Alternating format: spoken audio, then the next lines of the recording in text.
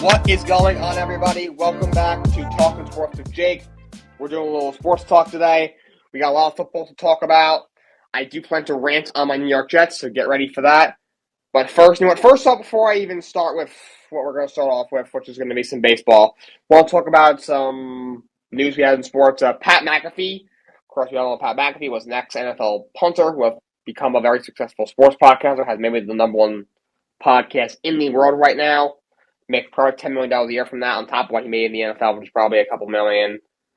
And of course, he was an announcer for WWE for Friday Night SmackDown, was incredible, has been doing a great job, but he is temporarily leaving the WWE as an announcer to go to College Game Day. He made his debut on this past Saturday, so he will be on College Game Day this year. So he is still part of WWE, is still on the them, but he will not be on SmackDown, on WWE Friday Night SmackDown for the time being, because he will be doing College Game Day. Corey Graves, who is one of the announcers on Monday Night Raw, will take his place for now.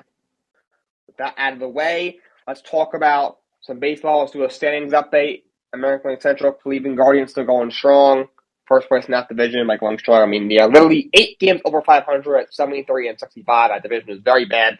The White Sox are actually now in second place in that division. They are 2.5 games out. Twins are really strong, almost 8 of their last 10. Another game under 500, 4.5 games out of that division. They continue to slip. Kansas City and Detroit are in the basement there. Your Yankees are still in first place. Game lead over Tampa. They did the series against Tampa this past weekend, so they bumped up to 5.5 games, but still at one point it was 17 games. Toronto's also 6 back in that division. Then you got Baltimore and Boston also in that division, rounding it out. American League West, Houston Astros lead Seattle by 11.5 games. Very comfy over there and out west. 90 and 50, 40 games over 500. First American League team to 90 wins. Best record in the American League. And the second best in all baseball. National League Central, Cardinals continue to run away with the Central, 8 games over Milwaukee. National League East, a few days ago, the Braves actually overtook the Mets for first place for the first time since the second week in April, but the Mets have since regained the lead in National League East. They lead the Atlanta Braves by a game and a half. Mets took 2 out of 3 from Miami, and the Braves lost 2 out of 3 to the Seattle Mariners. Crazy game between Atlanta and Seattle last night. Seattle was up 6-2 going into the top of the ninth. They ended up taking a 7-6 lead. Seattle put in lower leverage relievers so they could save their closer, Paul Sewald. It wasn't a safe situation. Then they gave up 3 runs, but they put in their closer Sewald, who gave up a 2-run homer and breaking up 7-6. But then Seattle hit 2 home runs in the bottom of the lineup to walk it off. So crazy game. Mets lead that division by a game and a half. Phillies are 10.5 out, but they are in the playoffs right now. And Miami and Washington run that division. Washington is the worst team in baseball at 49-92. Yikes. They are 43 games under 500. They have already been eliminated from playoff contention. National League West, the Dodgers, they have clinched a playoff spot. They are 20 games clear of San Diego Padres, 96-43. Best record in all of baseball. They are the first team to clinch a playoff spot. They clinch the other day, so they clinched literally in the second week in September. They clinched a playoff spot. They technically have not clinched a division. It was originally reported they clinched the West, but MLB came out and said they have clinched a playoff spot, but they have not officially clinched the division. I believe the magic number, I think, is 1, so they should probably clinch the division probably sometime this week. But they are officially in the playoff, and they will be locking up the National League West every day now. They've had the division unlocked for several months at this point. Looking at the wild card race in baseball, American League, top wild card is the Tampa Bay Rays. They are a half game up. We got Toronto and Seattle are tied for the other 2 spots. They have the same record at 78 and 61. They're a half game behind Tampa for the first wild card spot.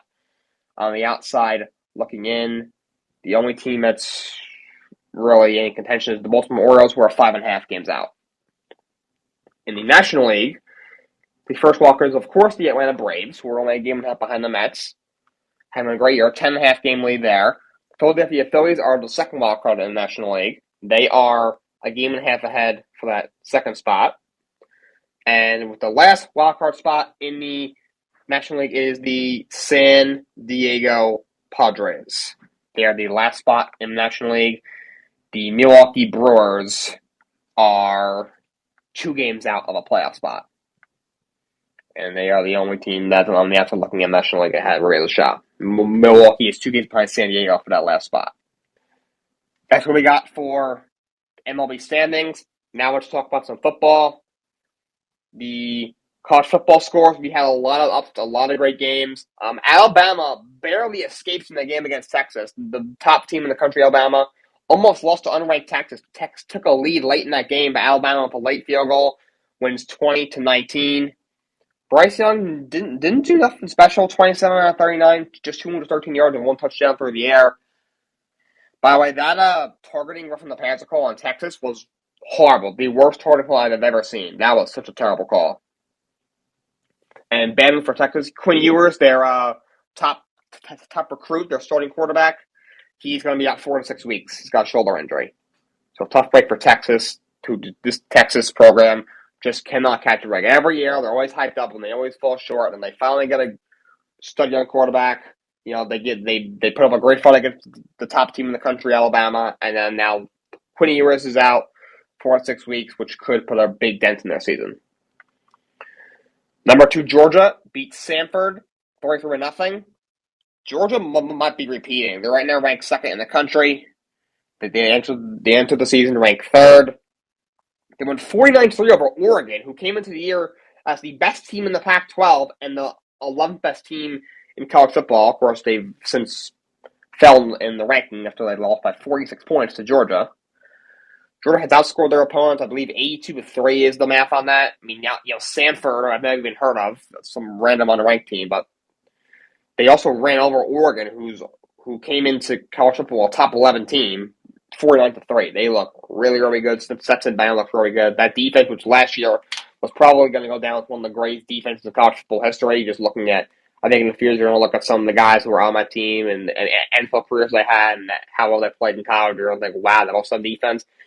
They've given up 3 points in 2 games. So even though they lost so many guys on that defense, they're still kicking. Ohio State, who's ranked 3rd. They beat Arkansas State 45-12. Michigan over Hawaii 56-10. Clemson, who's ranked 5th, they beat Furman 35-12. A major upset. Appalachian State beat number 6 Texas A&M 17-14. Texas A&M spent God knows how many millions of dollars on their number 1 ranked recruiting class, only to lose to freaking Appalachian State. So the number 6 team in the country, Jimbo Fisher and company, they lost to Appalachian State. That's embarrassing.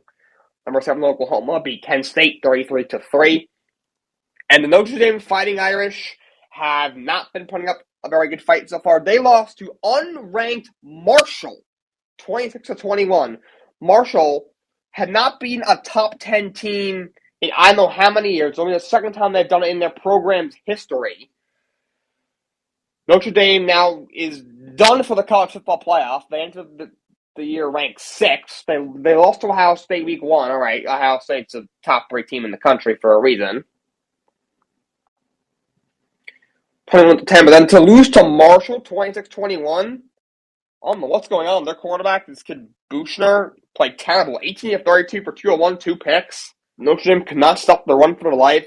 You know, this guy Marcus Freeman, their head coach, he was promoted to head coach late last year. He had been their defensive coordinator. He was promoted to head coach late last year to Brian Kelly. Left for LSU, literally late in the season last year when Notre Dame was trying to secure a spot in the college football playoff. They were like 11-0, like 5th in the country, and then Brian Kelly just dipped for LSU. This guy Marcus Freeman, I don't think it's gonna work. You know, he comes in, he's in that bowl game, blew that big lead in the bowl game, and then he goes out, starts off, 0-2, loses to freaking Marshall. Not off to a good start for him. I think it's looking pretty hopeless for him. In a crazy game, number 21 BYU upsets number 9 Baylor 26-20 in double overtime. The kickers in that game were freaking just blowing it. The BYU kicker missed a couple of kicks. He missed a 27-yard field goal, I think, either late in the 4th quarter or in overtime. The Baylor kicker missed a couple of kicks that weren't that far. They both kickers missed a couple of field goals in that game. That was a very bad showing for kickers. 10 seed USC beat Stanford 41-28. Caleb Williams 29-27, 3 for 41 yards and 4 scores. this new era for USC with Lincoln Riley as their head coach and Caleb Williams as their quarterback is looking good. They're already ranked 10th. Good chance they're going to move up. Could be at least the top 8 team in the country. Looks like the Pac-12 might be there to lose right now. Oklahoma State, ranked number 11, beats Arizona State 34-17. Number 20, Florida, upsets number 12. No, excuse me. Number 20, Kentucky, upsets number 12, Florida, 26-16. 13, Utah runs all over Southern Utah, 73-7. So they get a bounce back after losing week 1. 14, Michigan State beat Akron 52-0. Oh my goodness. 15, State Miami beat Southern Miss 30-7. Another new era. The U, Mario Cristobal as the new head coach, former Oregon coach. They look good so far. Number 16, Arkansas over South Carolina, 44-30. Number 24, Tennessee upsets number 17, Pittsburgh, 34-27. 18 seed North Carolina State beat Charles Sargent, 55-3. Another big upset, Washington State beat number 19, Wisconsin, 17-14 in a big upset. 22 seed Ole Miss beat Central Arkansas, 59-3. Yikes. 23 Wake Forest beat Vanderbilt, 45-25. And another upset, Texas Tech beat number 25 Houston, 33-30 in double overtime in a crazy game. I don't know what that kick was at the end of the game by Houston. That was one of the worst field goals I've ever seen. Like a 45-yard try, came up short. That was a horrendous kick.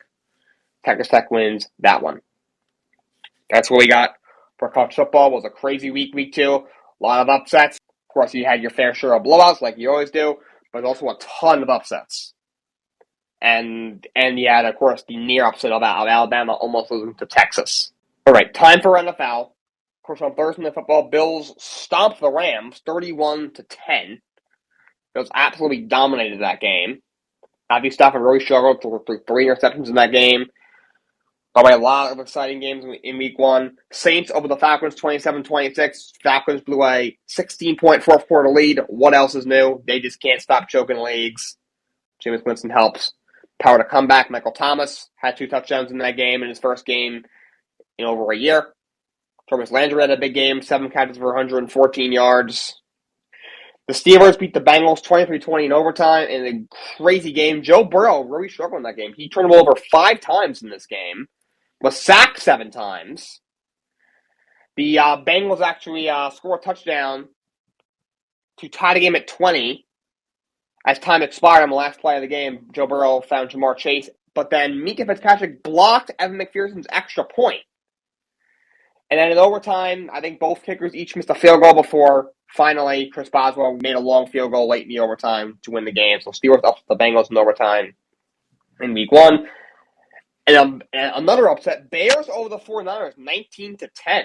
Very rainy game in Chicago. Trey Lance's his third career start. But his first is the full-time start of the Niners. Did not go as planned. Bears win 19-10 in that one. In a back-and-forth game, Cleveland spoils Baker Mayfield's revenge game. Cleveland beats Carolina 26-24. Another crazy game. Cleveland was up had a pretty big lead for a while. Then Carolina came all the way back. They got a field goal like a little over a minute left, but then Cade York, Cleveland's rookie kicker, made a long field goal in the final 10 seconds to win that game. And by the way, Baker Mayfield really struggled. But hey, at least Baker Mayfield finally started throwing the ball accurately to the Cleveland Browns. See what I did there? Cleveland wins that one. Eagles beat the Lions 30-35 in the shootout. Eagles were up big at one point. Lions put up a good fight, but Philly outslugs Detroit in that game. Ravens beat the Jets 24-9. Jets defense played well. Their offense was egregious. I am going to be ranting about them shortly. As Jets fan, I'm very disgusted by their offensive performance. Dolphins beat the Patriots 20-7. Tyreek Hill had a big game. Tua, I didn't think looked that good. I thought he was erratic as usual. He had that one pass at the end of the throw. Tyreek Hill interception. But Dolphins did win. Their defense looked outstanding. So Mike McDaniel, his first career game, gets his first career win as a head coach. Commanders over the Jaguars 28-22 in a back-and-forth game. Carson Wentz threw 4 touchdowns in that game. We had a tie. The Houston Texans tied the Indianapolis Colts 20-20. Texans are actually up by 2 touchdowns at one point. Colts were able to come back and tie it, but they ended up no one scored in overtime, so that game ended in a tie. Big game for Jonathan Taylor in that one. You have the Chargers over the Raiders 24-19. They got revenge for Week 18 last year. Chargers won that game, though unfortunately did lose Keenan Allen. Another injury update. Steelers looks like they lost T.J. Watt, the reigning Defensive Player of the Year. He may have a torn pectoral. Having an MRI today to confirm that. At this point, Steelers just kind of hoping it's only partially torn, because if it's fully torn, he might miss most of the season. If it's partially torn, may miss a lot less time. Vikings, big upset over the Packers 23-7. For second straight year, Aaron Rodgers didn't play in the preseason and came out week one and struggled. He really struggled in that game. The Packers receivers had a bunch of drops. Justin Jefferson went off. Aaron Rodgers actually called Justin Jefferson the best player in the NFL. So Aaron Rodgers has a lot of respect for Justin Jefferson. Giants have an upset over the Titans 21-20 in Brian Daboll's first career game. With late in that game, in the final minute of the game, they tied it at 20. No, they made it 20-19. They could have went for the extra point to tie, but then Brian Daboll went for two in a 20-19 game, and he got it. So very gutsy call. He said when that drive started, he told his players that if we score, I'm going for two. He even talked it over with his defense, and it worked. So very gutsy play call. He was very aggressive. I'm not a Giants fan, but kudos to him, because if that didn't work out, he would have been public enemy number one. We were saying, what are you doing? Why would you not go for two? But gutsy play call for Brian Daboll. Good for him, honestly. A lot of coaches would not have had the balls to make that play call, so good for him. Saquon Barkley, big game in that one. Chiefs roll over the Cardinals 44-21. Mahomes had 5 touchdowns, absolutely went off. And the Bucs over the Cowboys 19-3. The Cowboys offense looked lifeless. Dak Prescott played terrible, and he is going to have thumb surgery, which will cost him 6 to 8 weeks. Cooper Rush will appears to be their starter. Jerry Jones says they're going to need him to step up, so it appears they're going to stick with Cooper Rush. I know there's speculation, could they make a trade? My guess is probably not. We'll see. But Bucs roll all over the Cowboys 19-3. Dallas' offense looked egregious. Speaking of egregious offenses, New York Jets, what the heck was that? That was terrible. The Jets made so many mistakes on offense. So the first drive, they get a couple of first downs. They're running the football well. It's third down. Joe Flacco makes a solid pass to Corey Davis, and he drops it, and he has to punt. And then, so our defense is playing great against Lamar Jackson, who's unstoppable because of his running ability. It's 3-0. First quarter. Field goal to tie the game, 47 yards. 45, 47 yards, not that long, and Greg Zuerlein missed the field goal. Come on, dude. You got to make that kick. Because if we can get out of the first quarter against the Ravens, we're down our backup quarterback. We're down our left tackle, Dwan Brown, who we had to sign a month ago because Mekhi Becton got hurt in training camp, probably out for the season. At right tackle, we have a fourth-round rookie in Max Mitchell, who probably going into the week wasn't even sure he was going to dress. Now all of a sudden he's starting. The down starting quarterback, we have a washed Joe Flacco in there. We got a banged up offensive line. All these young guys playing the Ravens, who are a much better team than us, much more experienced team than us. It's 3-0 first quarter. You're keeping it close, and you miss a game-time field goal. Come on, dude. You got to be better than that. You got to be better than that. And then a little bit later in the game, we're driving. It's 10-0 or something like that. We're driving, and Breece Hall just fumbles, just outside the red zone. Come on. I mean, come on. Are you kidding me? That's ridiculous. And Joe Flacco, this dude, Joe Flacco, he's on the record saying that, I can still be a starting quarterback. I didn't think it was classless. He said he is embracing his role as Zach Wilson's mentor, which kudos to him. But this dude saying he still thinks he can be a starter? Dude, what were you smoking when you said that? You clearly cannot be a starter. You're done. Go to the retirement home already. You're garbage. He played garbage in that game. Ravens have a good defense, but he played for them for over 10 years. Yes, Harbaugh knows his weaknesses, but he knows the Ravens' weaknesses too. Harbaugh was the coach, and obviously it's his Harbaugh's defense that they're running when he was there, and they still are now. What was that interception? In the first quarter, it's 3-0. Defense is playing great, and deep in your own territory, you throw it to 4 Ravens players. What did you expect to happen, dude? What are you doing? Oh my goodness, it's ridiculous. And then late in the game, it wouldn't have mattered. At that point, it was 24-3 or 17-3. But Michael Carter, who played a great game, he had a really good game. Granted, he was our starting back. He was our top back in the game. But how do you drop that? That is a free touchdown. That's one of the easiest passes I've ever seen. I could have caught that. Come on, dude. Like, get the rocks out of your hands, dude. Catch that ball. Ugh. I'm disgusted. Every single year with the Jets, it never stops. This offensive coordinator, Mike LaFleur, he has to go. Okay, get him out of the building. He should not be coming from a mile radius of MetLife Stadium. Every single play, it's either a dump off to a running back or a sideline pass. And you wonder why you punted 25,000 times. You're not going to make progress if you're just throwing sideline pass for 6 yards and dump off for 4 yards to your running backs. I know Joe Flacco doesn't have a great arm anymore. His arm is not the one it was when he's 37 years old. He's been in the league probably close to 15 years. Obviously, with Zach Wilson, once he's fully developed, he's a guy who's got a very talented arm. He can make plays with his legs, two things Flacco can't do. Flacco does not have the arm flip he once did. He can't make plays with his legs. But you got, how many freaking, silent passes and dump-offs can you do eventually, especially when you have a defense like the Ravens, which is one of the league's best defenses probably when they're healthy. You got a great experienced coach in John Harbaugh who knows you because you were his quarterback for over a decade. They're going to figure it out.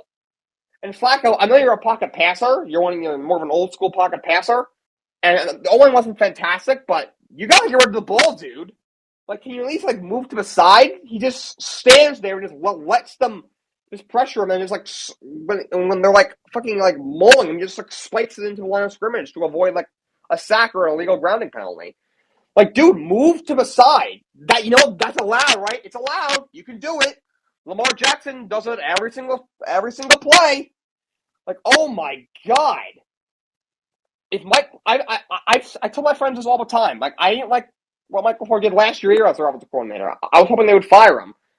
If his last name wasn't LaFleur, of course, his older brother is the head coach of the Packers, who leads the league in wins since he took over the Green Bay Packers, now in his 4th season, and he wasn't friends with Robert Saleh, head coach. He was the best man at Robert Saleh's wedding. He would be working working out like Chase Bank or something. The dude cannot coach.